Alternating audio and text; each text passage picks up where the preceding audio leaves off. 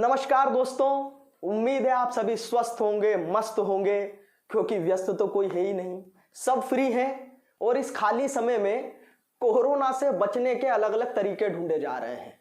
मैं तो हास्य व्यंग का कवि हूं, एक तरीका मैंने भी ढूंढा, सुनिएगा आपको आनंद आएगा कि कोरोना से बचना है तो मेरी बात मानो, कोरोना से बचने को मेरी एक बात मानो, चाइनीज माल का आयात मत करना। कोरोना से बचने को मेरी एक बात मानो, चीनी माल का कभी आयात मत करना। तो घर पर ही अपने तुम छुपे रहना अकेले, घर पर ही अपने तुम छुपे रहना अकेले, सड़कों पे आके उत्पात मत करना, सड़कों पे आके उत्पात मत करना। तो गर्लफ्रेंड से मिलने की बात तो सोचना तो दूर, सगी बीवी से भी मुलाकात मत करना। और इसलिए भी सगी बीवी से मुलाकात मत करना क्योंकि इस समय में पति नाम का प्राणी कोरोना से बहुत घबराया हुआ है। वो बीवी को छूने से पहले भी सैनिटाइजर से हाथ धोता है। उसको ये डर है कि कहीं मैं सैनिटाइजर से हाथ ना धोऊं तो बीवी से ना धोना पड़ जाए। तो सगी बीवी से भी मुलाकात मत करना। और बचने का सबसे आसान है तरीका यही, बचने का सबसे आसान है तरीका यही, सीधे मुंह किसी से भी बात मत करना, सीधे मुंह किसी से भी बात मत करना। अभी आपने देखा होगा ये लॉकडाउन से पहले मोदी जी रात को 8 बजे आए। अच्छा, मुझे तो एक चीज समझ में नहीं आती, मोदी जी हमारे पीएम हैं या 8 PM हैं? मतलब 8 बजे आ जाते हैं, लेकिन उसके बाद में अभी सुबह 9 बजे आए, जिस समय में रामायण आती है।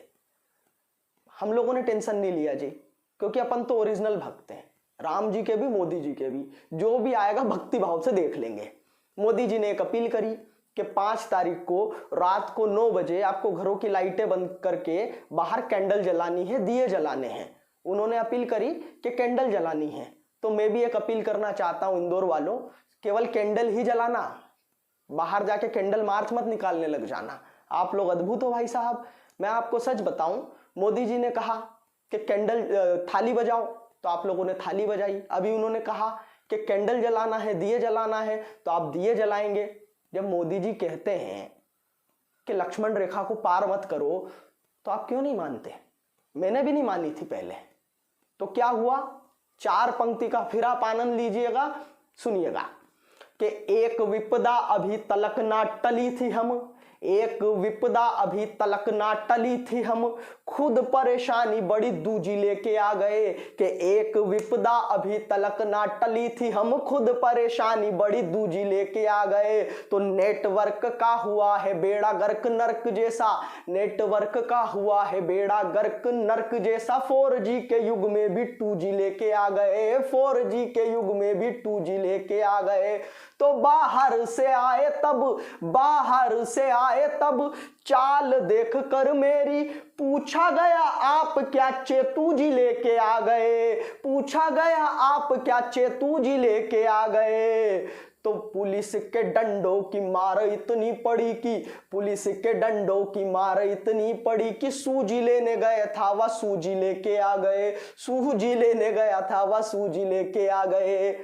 तो दोस्तों, एक बात आप लोगों से कहना चाहता हूं कि बाजार में कैंडल लेने मत चले जाना, नहीं तो कैंडल के साथ साथ में झंडू बाम भी लाना पड़ जाएगा। और 4 पंक्ति अंतिम मस्ती के साथ में सुनिएगा। अंदर घरों में रहना ही अभी एकमात्र, अंदर घरों में रहना ही अभी एकमात्र, कोरोना से रक्षा का बन रहा प्रयोग है। अंदर समय काल परिस्थिति को देखकर कोई निर्णय लिया जाता है, इस समय में हमारी सुरक्षा ही समाधान है। 4 पंक्ति आनंद के साथ में सुनिएगा कि अंदर घरों में रहना ही अभी एकमात्र, अंदर घरों में रहना ही अभी एकमात्र, कोरोना से रक्षा का बन रहा प्रयोग है। सैनिटाइजर लगा के मास्क पहने रहा जो, वही ऐसे काल में सदा रहा निरोग है, वही ऐसे काल में सदा रहा निरोग है। तो प्रेमिका से